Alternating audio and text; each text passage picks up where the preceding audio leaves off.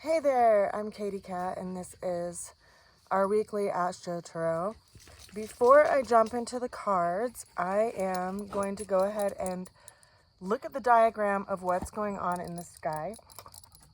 Mr. Boots and I just went on a walk by the reservoir. He's pretty happy about it.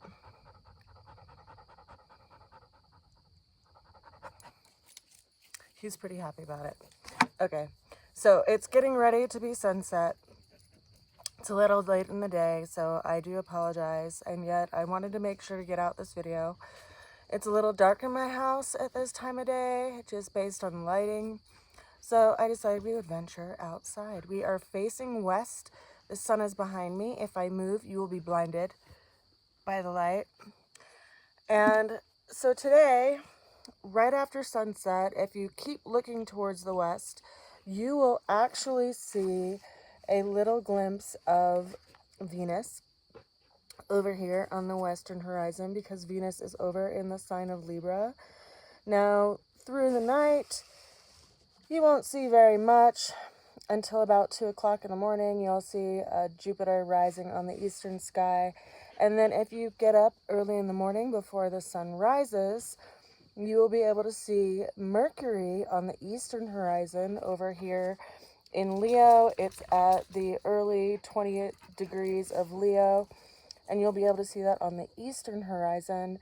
And then if you look directly upward, you'll also see the bright planet of Jupiter, and likely also Mars, because they'll be in close proximity, just a little bit to the left of the zenith, or directly overhead. Now, as far as other planets and their positions go, we still have Uranus over here in Taurus. It actually just started moving retrograde. It will be retrograde through to the end of the year. We have Neptune in retrograde towards the end of Pisces. We have Saturn also in retrograde in Pisces. We have Pluto, which just moved to 29 degrees of Capricorn. It will be in retrograde in Capricorn through around mid-October, and then it will start moving direct forward again. And then when it goes back into Aquarius, it will be in Aquarius forever. Not forever, but for about 20 years. And so those are the planetary placements. We are experiencing a new moon today, which means that we are in a good time to plant seeds of new beginnings and things that you want to begin. Now, being that it's in the sign of Virgo, Virgo is our daily habits, it's our daily routines, it's our preventative self-care, like what we eat, how we exercise, how much water we drink, all of these different things. And so having the new moon in this sign is a good place to recalibrate yourself as far as how you want to tend to yourself and your own self-care. Now, going into the tarot that we have for this week, I actually pulled us, there's 4, there's 6, there's 8, there's 10. I pulled us 12 cards for this week. The opening card that we have is the 9 of Pentacles. We see someone who looks as if they're in a gated garden. Behind them is an iron gate that has 9 pentacles in it. And they're sitting in the foreground with a bird on their hand, and they're growing what looks like to be a patch of grapes behind them, which takes cultivation and care. And they're in this place of completion around some kind of project, and they're in a place of rest. Now, this is an interesting beginning card to start out with for the week, because it's in the sign of Pentacles, which is associated with the earth, and earth governs signs. And when we're considering astrology and which planets are currently in earth governed signs, we have, of course, the sun, and we have the moon, which are both in the sign of Virgo. We also have Uranus over in Taurus, and we have Pluto in Capricorn. So all 3 earth governed signs are covered here. And it's kind of, I feel like, energetic of rattling us in the cage. Like, where have we kind of had a sense of laziness around our routine and what we do in our day-to-day life?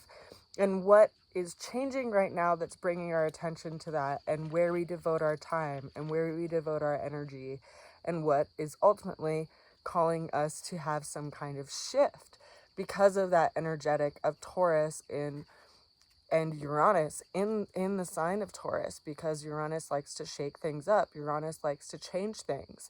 And being that Uranus just moved into a retrograde energetic, it puts us in a position of reviewing something, of looking over something. Like if you're at a train station and you are slowing down, but then there's a train right next to you that's also slowing down, and it looks as if they're moving backwards, or maybe you're moving backwards, and it causes you to make a pause and look around at your surroundings and kind of see where you're at.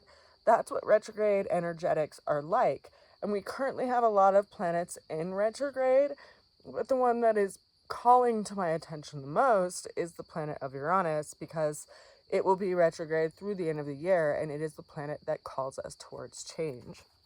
Now, the challenge that we're facing this week is the 8 of Wands. So we see 8 wands that are up in the air in a place of motion. None of them are grounded. And so there's a lot that we are considering right now. There's a lot that we had in motion that we're reconsidering right now based on the situation and new information that has come to pass. This is our challenge. Which of these wands do we feel like is the most important? Which one is going to call to our energy and our attention so that we pick it up and we move it forward in a productive way? Now, the way through the challenge, which was that kind of up in the air situation, is the Devil card. Now, this is a heavy duty card. This is a major arcana that is asking us to engage in some kind of life challenge.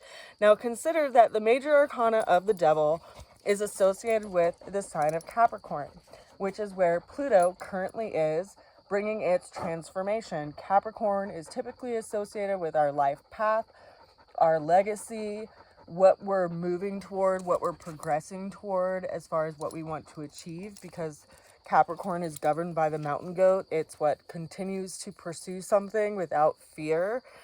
And yet it's also ruled by the planet of Saturn. Saturn is in the sign of Pisces right now, so it's creating some kind of limitation and some kind of hardship that we're having to learn how to work with.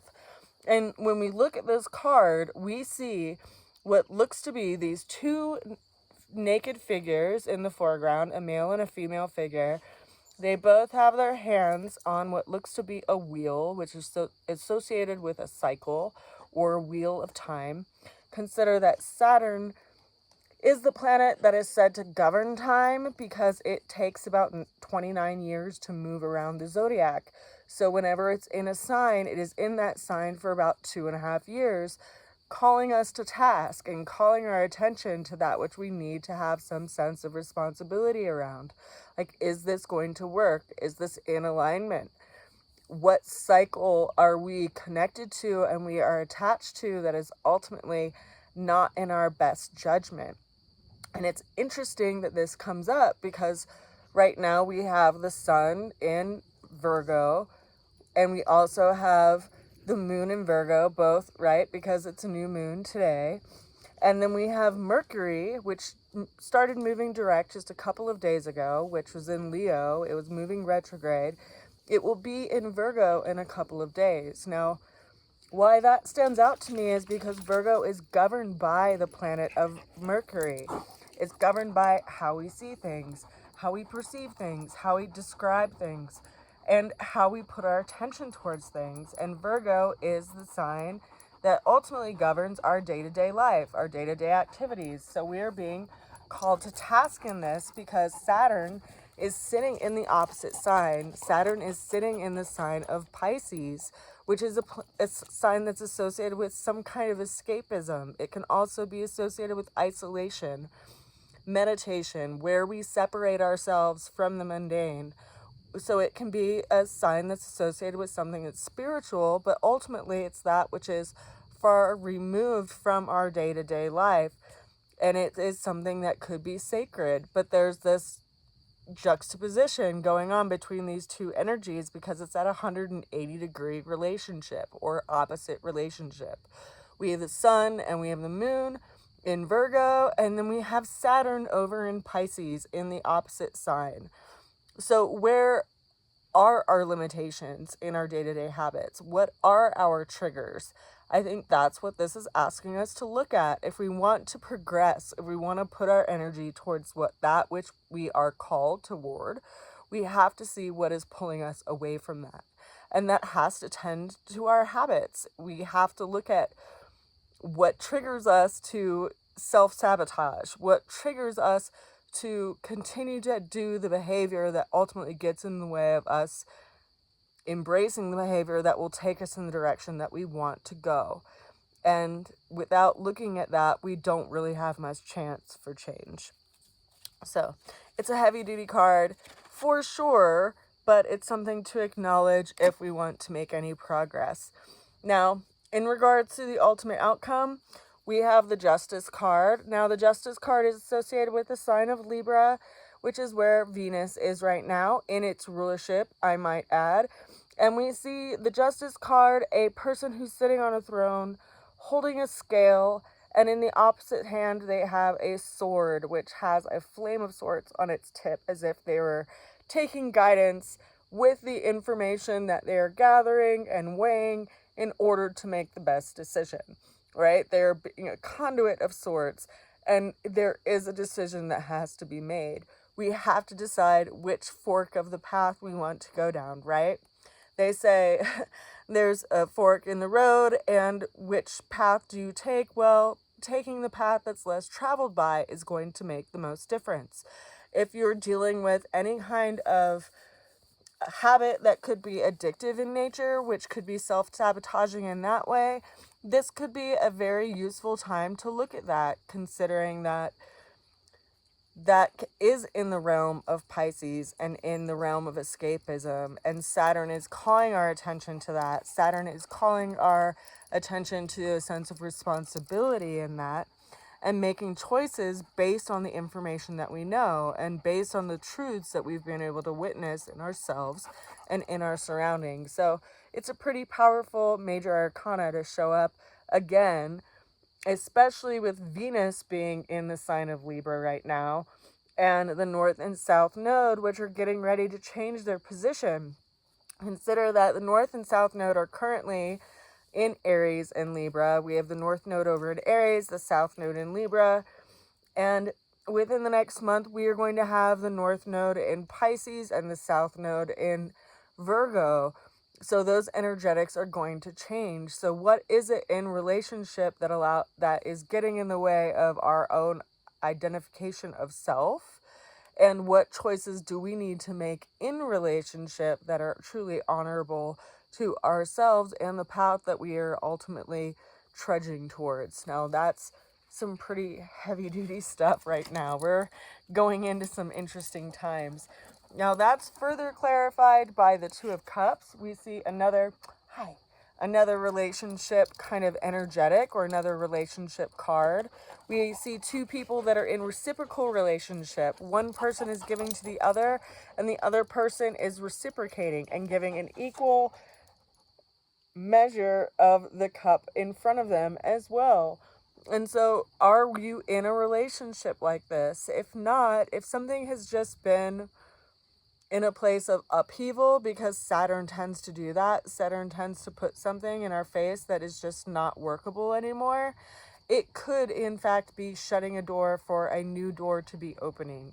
And we have to trust in the process. We have to have faith in the process, and also listen to our own inner guidance within the process as we move and navigate through life.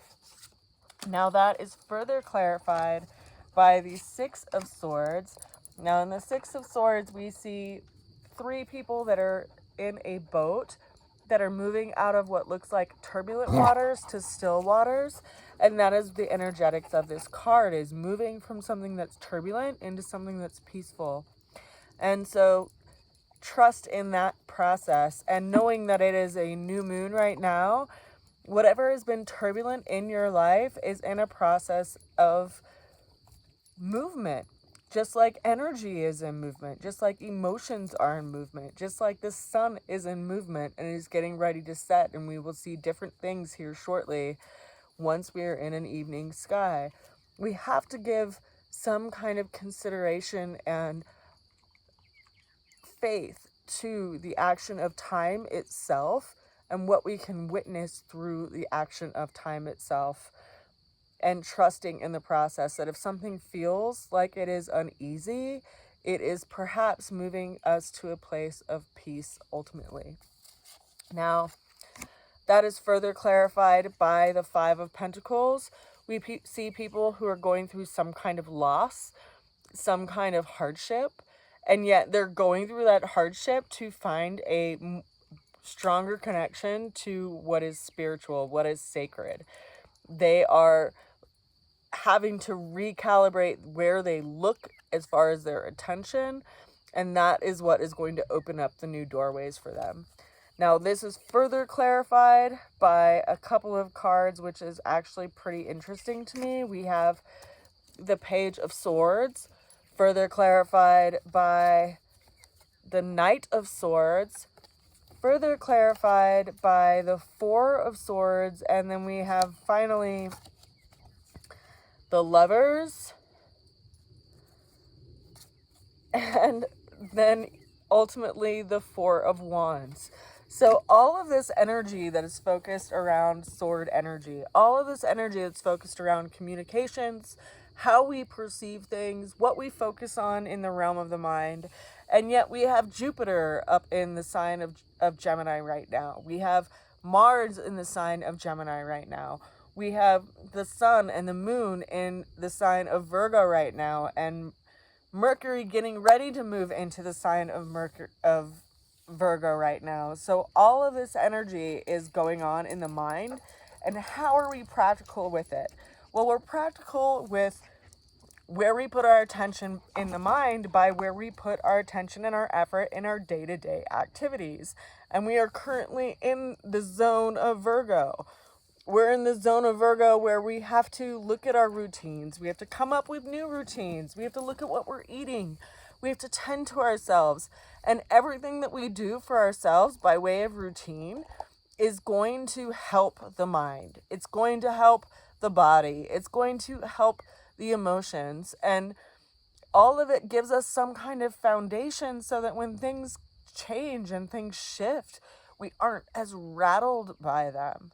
And as much as we are in this constant moving space between our mind and our body and our emotions and all the variables that are going on in life, between you and me and what's going on astrologically and what's going on in your own chart and what's going on in your own life, it's all something that we can have a better understanding of if we watch what's going on with the planetary bodies.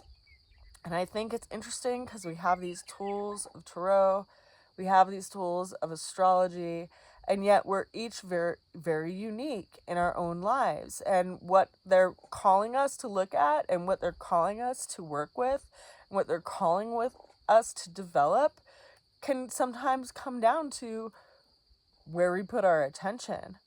And if something is causing you angst, perhaps that's not the best place to put your attention.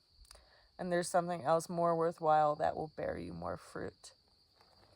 That's our astrology reading for this week. I send you a good wish, and I look forward to seeing you again soon. If you'd like to schedule some time to look at your chart and what's going on by way of transits, or look at the cards that want to come up and share some information with you, we can do that as well. Reach out to me at rootsofalchemy@gmail.com. You can also order my cards at rootsofalchemy.com, as well as any of my other products, which I have been feverishly making for the upcoming festivals. I send you a good wish. Until I see you again, bye for now.